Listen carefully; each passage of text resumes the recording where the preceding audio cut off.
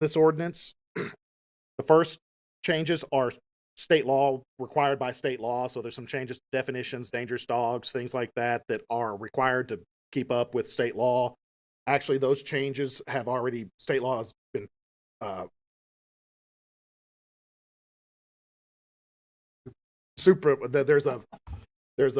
has been preempting, that was the word I was looking for, has been preempting that for a couple of years anyway. When we adopt an ordinance, we have that severability clause in the actual official ordinance that, says if state law makes anything illegal, that we follow state law. So there's not been a pressing need to change those, but since we had some other changes, now is the time to go back in and update all of that. So that's the one, which are mainly kind of just housekeeping updates to make sure that we're compliant with state law. If we don't change that, it doesn't matter because those changes are already in state law, so we have to follow them anyway. The second change is after some discussion and following some of that, we didn't want to go to the extreme of registering and requiring microchipping of all animals. So what this would do is if we impound your animal and you come in to reclaim it and it's not microchipped, we would require you to microchip it at that point to reclaim your animal. Now, we're not going to charge a fee for that.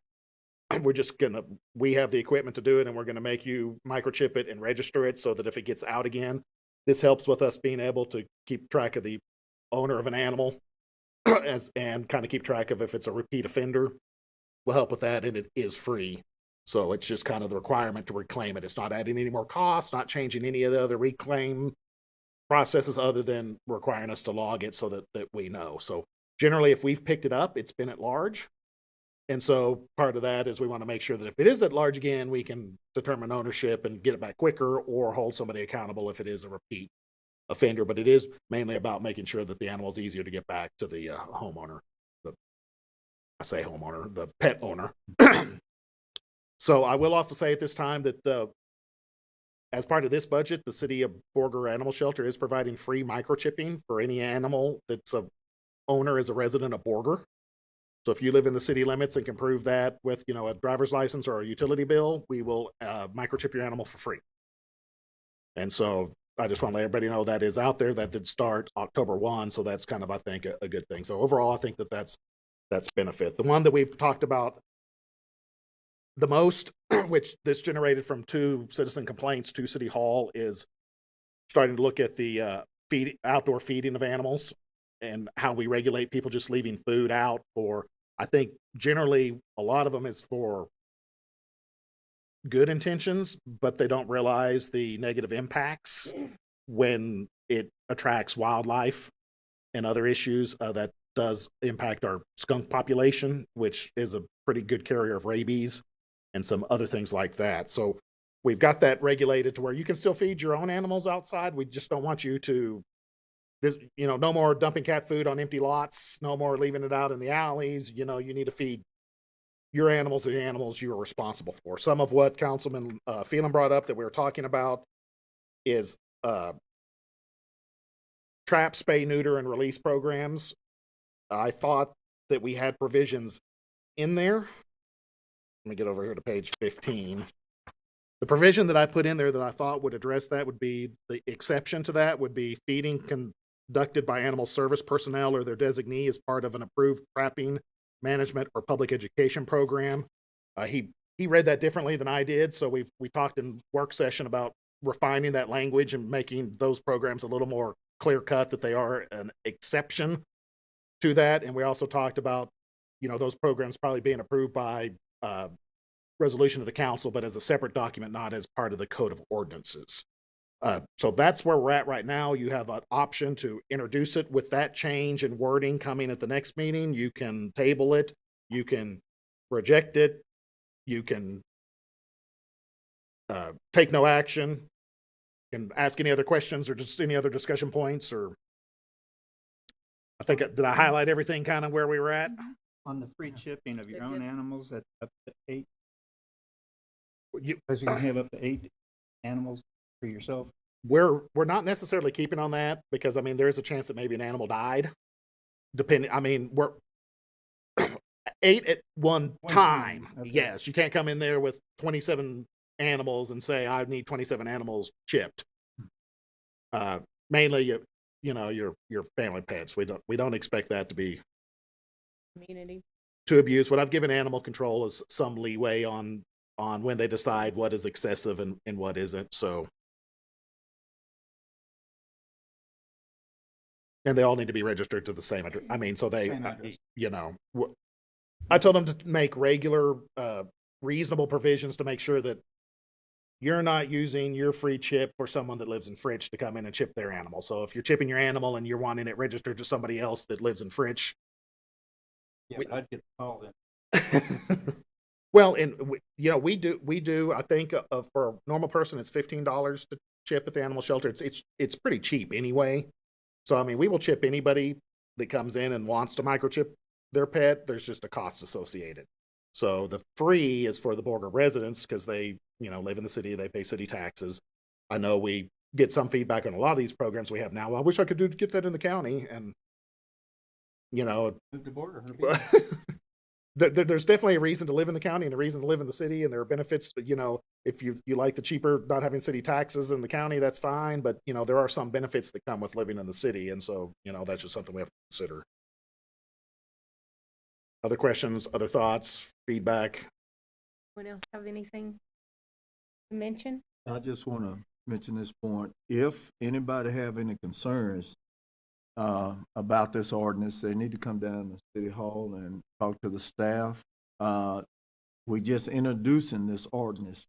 This is not the final vote on this ordinance. We just introducing it. And it is we do pay attention to Facebook comments. So if you're watching this online, have the Facebook comments. The ordinance is in the packet, which is online. We say that a lot. And keep in mind that, especially on the outdoor feeding, we are required to give a verbal warning and verbal education before any enforcement action starts. And so we are looking to hit the extremes. This is not, to punish, somebody trying to take care or do the right thing in small amounts. These are, the bigger problems, especially in the fringe areas of the city where you're attracting wildlife, skunks, and other big issues. And at the next meeting, the wording will be. I will have the updated, because the next meeting will be for approval. This one's just introducing, which the reason we do 2 readings of ordinances and the way the city charter is set up like that is especially before the days of social media and online broadcasting. We still publish the captions in the newspaper, and you have to do that for each meeting. And so was the old way of getting feedback in the other way. I will say that for the most part, other than the required state changes, staff is mostly neutral on these changes. We do think they would be beneficial, but this was driven by citizen complaints. This was not something that we pulled out of thin air. So I know that a lot of times, especially when it comes to animals, there are strong opinions on both sides of everything with animals. But, we are trying to, be somewhat reasonable. Like I said, we're not doing mandatory registration of all animals and mandatory microchipping.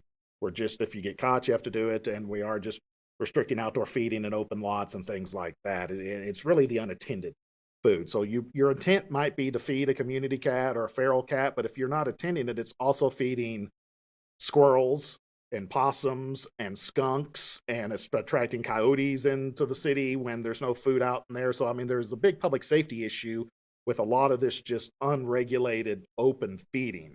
And like I said, I don't think anybody that's doing that is attending to get the coyote to come into town, but that's the unintended consequence of it, which is why we need a little more.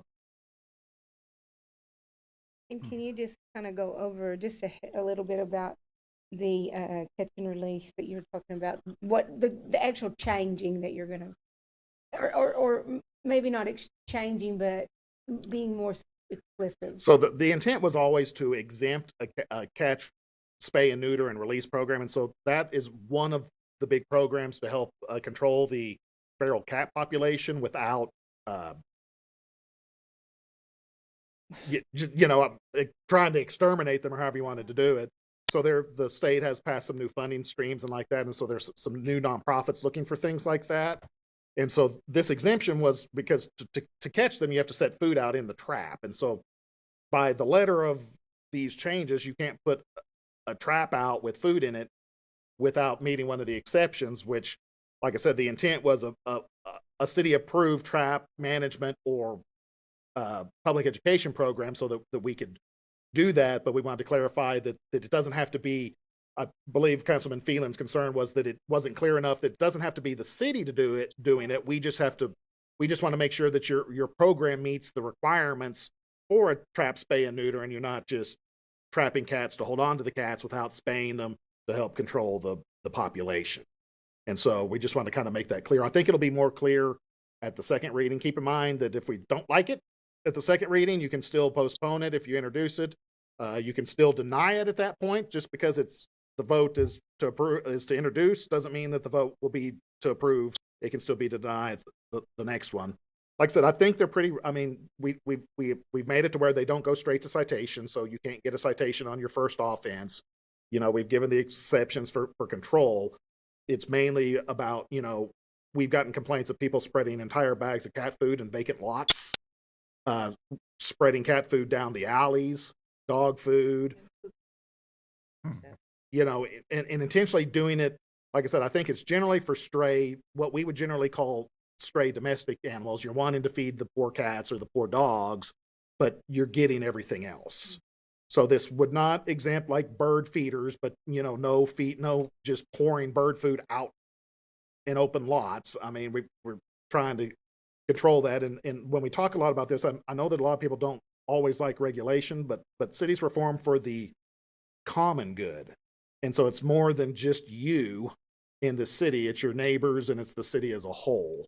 And we just want to make sure, because keep in mind that if we get a case of rabies, I don't know if y'all remember the last time it's been a couple of years now, but when we get quarantine areas into, it changes all of how we have to deal with any animal that we catch in that area. And I mean, so preventing rabies and trying to keep all that under control is a pretty big deal. And in the modern world, it's kind of hard to understand that. But so we've been doing a lot of research on the history of Borger, getting ready for our centennial. And I think I've shown some of you the very first animal control ordinance that was passed in this city. And it allowed you to have an animal run at large as long as you paid the permit fee and had a tag. But it also did not allow to be running at large a female dog in heat. But in 1928, they didn't use female dog. They used a term that was quite common in 1928 that is not acceptable in the modern world. But in that same ordinance, it said that any police officer that came across a female dog in heat, in addition to collecting the fine, could shoot said dog in heat. So we've come a long ways but rabies and stuff like that, especially in the 20s, was a really big deal. I think we forget about that because, a lot of these control programs have really made it a minor thing. But with Borger, where it's located next to the canyons and stuff, when we leave that food out, we are susceptible to a lot more wildlife coming into town than what we think. And I've chased possums around homes with my baton as a cop. And so, I mean, there's a lot more of that problem out there than I think people that don't get around. So that's the goal of all of this is to help on that public safety side. It's not to control your pets and things like that. And so we have tried to make the enforcement, somewhat softer but still having some enforcement. One of the complaints was from a gentleman that is highly allergic to cats, and his neighbor is just putting cat food out in the yard to attract all the cats. So he has a hard time even going out to his mailbox because he's so allergic. That yard next door has got all the dander and everything from the cats that he can't even go get his mail and so that's some of that. So you've got that side, but then we also want to be nice and humane full of all the animals as well. So is there any more discussion or anything from anyone? If not, then I'll entertain a motion. I move to introduce on first reading ordinance 01725, amending chapter 2 of the City of Borger Code of Ordinances relating to animal regulation. Second. And all in favor? And it passes introduction. And then item 9, consider and take appropriate action to introduce on first reading ordinance O-018-25, amending Article 1.06 Parks and Regulations of the Code of Ordinance of the City of Borger, Texas by adding regulations for smoking, vaping, park hours, and vehicle and parking lot conduct. Mr. Spredlin. So again, this has kind of been driven from some of these long-standing complaints, some of them a little newer. The first is addressing park hours. As you recall, 4 years ago, the state removed our ability to have a juvenile curfew. So for the most part, we used to regulate park hours with that juvenile curfew, but now we don't have that curfew. So we thought adding some park hours would be appropriate to help address that. It would also address transient people or overnight stays in the park when you might not want somebody. So this would add park hours, closing the parks between 12 a.m. and 4 a.m. So between midnight and 4, the parks could not be used. Now, there is exceptions for city-sponsored events or community events that come and get a park event permit. So there are exceptions for that, but as a general rule of thumb, from midnight to 4, we don't want anybody in the parks.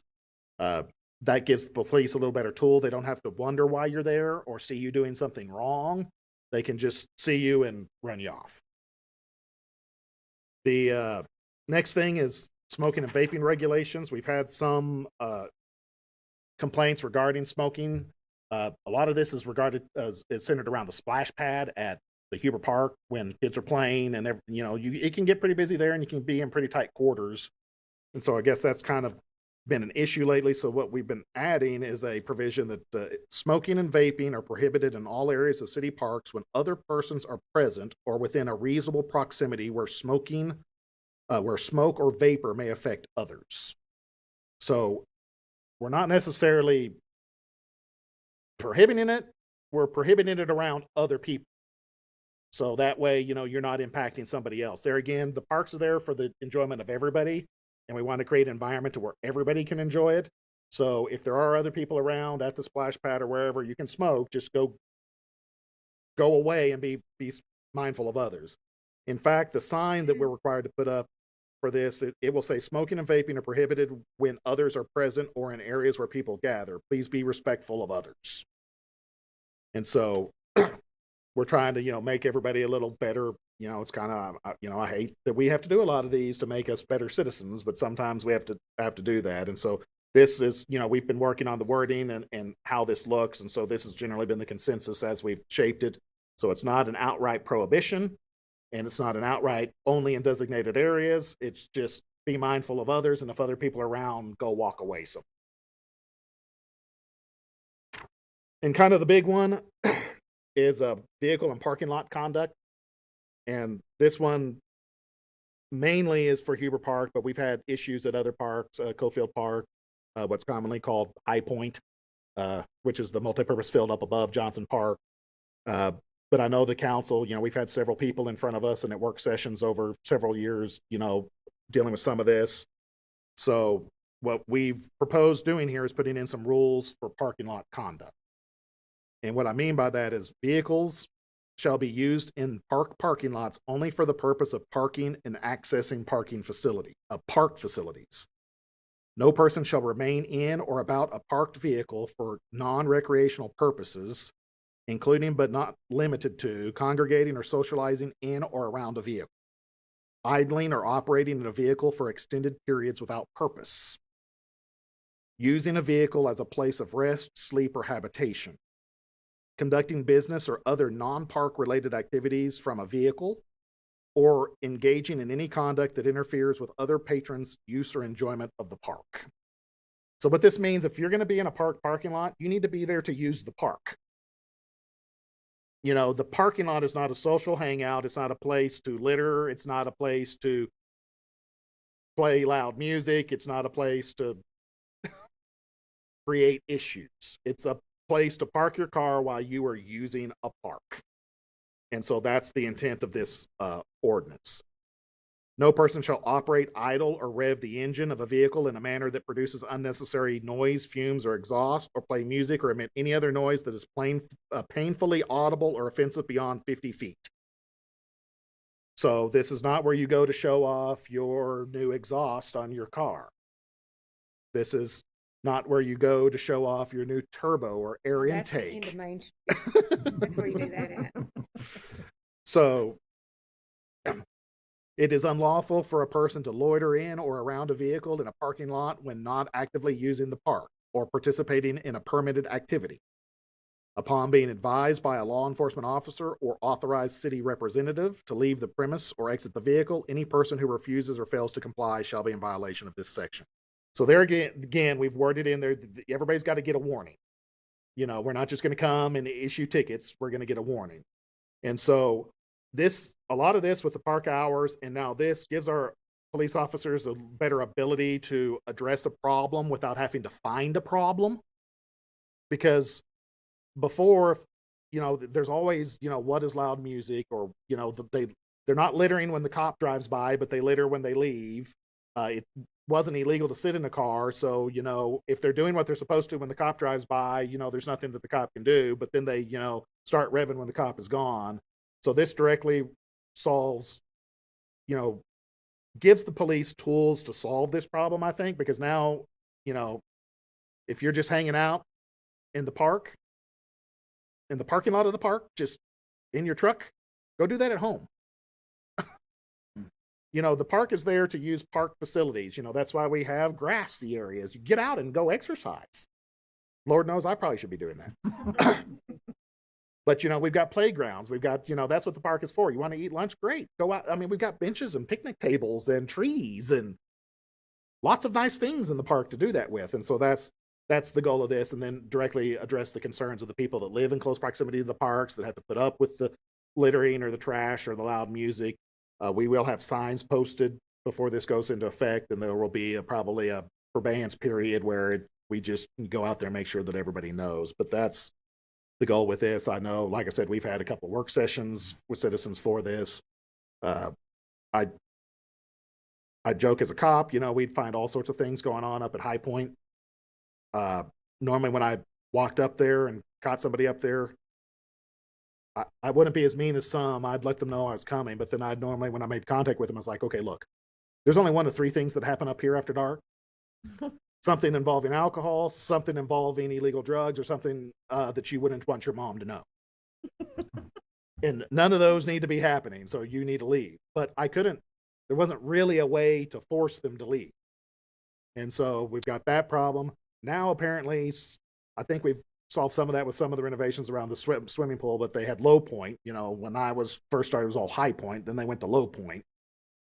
And then we get some of that at the Cofield parking lot. And so this would technically apply to any park, in any park parking lot. So that's the rationale and some of the things we've discussed. I'll entertain any other feedback or questions, or This would eliminate tailgate parties too, right? without getting an event permit to, For yourself. yeah. I was just thinking about that. I think, you know, like, and we talked a little bit. I mean, the police department's going to use common sense in this. I mean, if you're an adult taking a 30-minute lunch and eating your lunch on a nice day from your tailgate, I would argue that it doesn't necessarily prevent that, because it says loitering or using your vehicle with no purpose. That, I think, would give it purpose. But at 2 a.m, you don't need to be. And you don't need to be doing that with your music blaring so loud that the entire neighborhood can hear it. So, I mean, I think in anything we do, there's always that level of common sense. But I know that the Church of God and their pastors over the years, and so this is kind of a step in giving us a little more control. And, you know, Captain Sims is back there if you want his feedback on it, although he's just now probably hearing about it. So, but.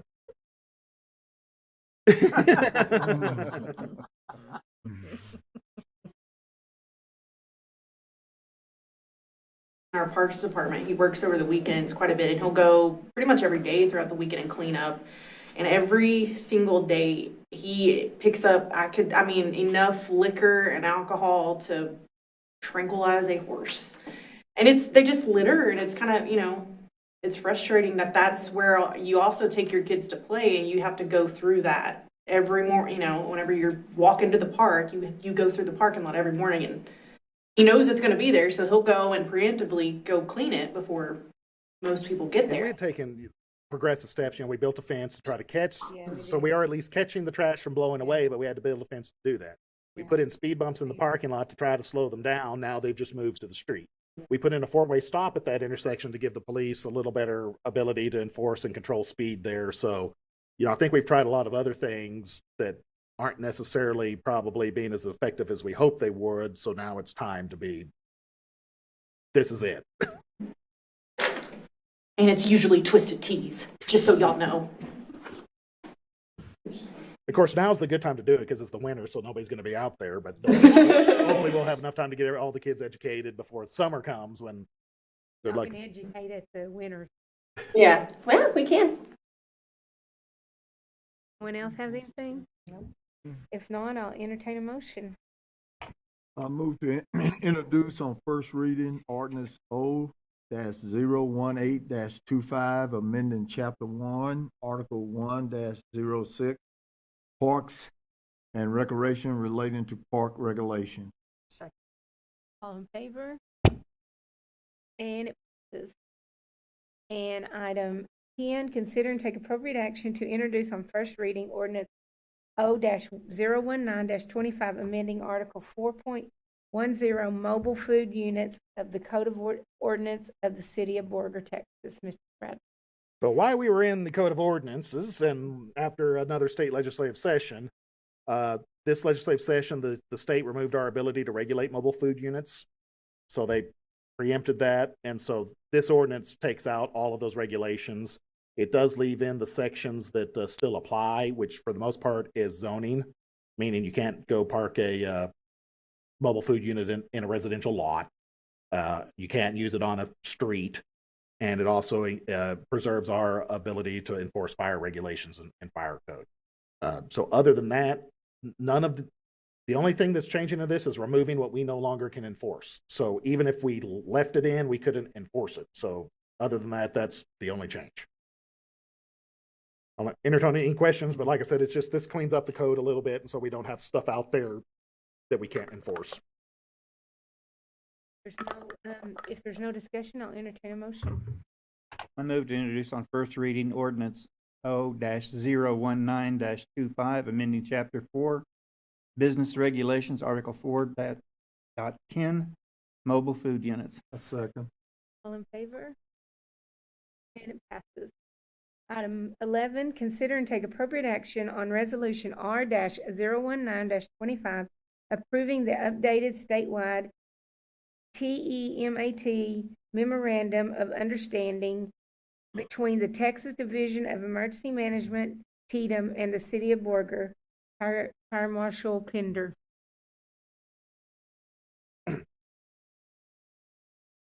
He has to talk, but I did the hard work for him. So. Right. So this is nothing new. This is something the state and the city's done in the past. The only difference, I guess, some of the changes here, the previous stuff, the MOU, so memorandum of understanding, it was between the city, the state, and the individual. It's kind of making this as a group effort for the city and the state. Kind of goes together, and then we create a list of the individuals that's going to take part in a different, I guess, teams or groups and deployments with the state. So that's really the main goal. This MOU is a 5-year automatic renewal unless something happens, changes. And so then we update our list, our roster, I guess, of individuals that will deploy. It's still on us to make sure that they're trained, that they're able to go out in that conditions and support state functions. So this will also be for all I guess the teams, the different types of teams. So you got TIFMAS, ISTF, Task Force, and IMT teams, incident management teams. So it's all of them. So it just creates one document. So in the past, Make it easy. You've approved 3. Yeah. So you've got the one that ISTF and those go through. You've got the TIFMAS agreement. You have the TEACS agreement for public works, and then we have the I don't remember what the EMS one is called, but we currently have 5 agreements for all the different deployments.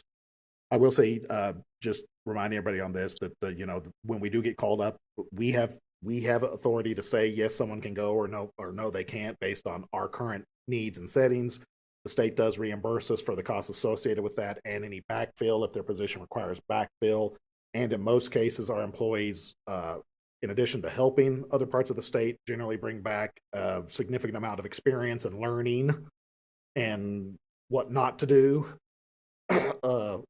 as we prepare to, respond to anything that we do. So I know that, Jason and Brandon and Mike have all been on different deployments this last year for sure. And so I think everybody would agree that it's beneficial for the city to participate in that. It's beneficial for me to have them participating in that because I get lots of positive feedback on the abilities and skills of our employees and how much they were able to contribute. And, it's one of the best ways, it's the best pat on the back I can get is when someone, compliments our staff and our readiness and our abilities. This is a great way for us, to go out and actually see things, see programs and the different ways of people doing things and bringing it back home. And it's like we can test things real well on disasters somewhere else, and hopefully we never have those disasters of other things, but we can implement some of that stuff. And then we see it all the time with the wildfires. Like Archie and his crews, they're always going. This is part of that. So we see where that has become, what it has become. So. And for the most part, it's also good for me because when employees get back, for the most part, they have a better appreciation for all the good things that we have going for us compared to some other jurisdictions. And generally, we find out that we're a lot more forward-thinking and a lot better positions than a lot of other communities around the state. So I think that speaks a lot for, the council support in these programs, and, the residents should be very, pleased in the fact that we are leading the state. And for the most part, our name is pretty well known. And a lot of those requests get into the point where they're asking for somebody either by name or by jurisdiction name. They're like, hey, you got anybody that can go? Anyone have anything for Jason? Thank you, Jason. Good job. If there's nothing, then I'll entertain a motion. I move to approve a resolution authorizing the city manager to execute the updated statewide TMAP memorandum of Texas Division of Emergency Management and authorize the city manager to execute all documents necessary. Second. Favor? Passes. And item 12, consider and take appropriate action to adjourn. I make a motion that we adjourn. Yes. All in favor? And we are adjourned. Thank y'all all for coming. Jason.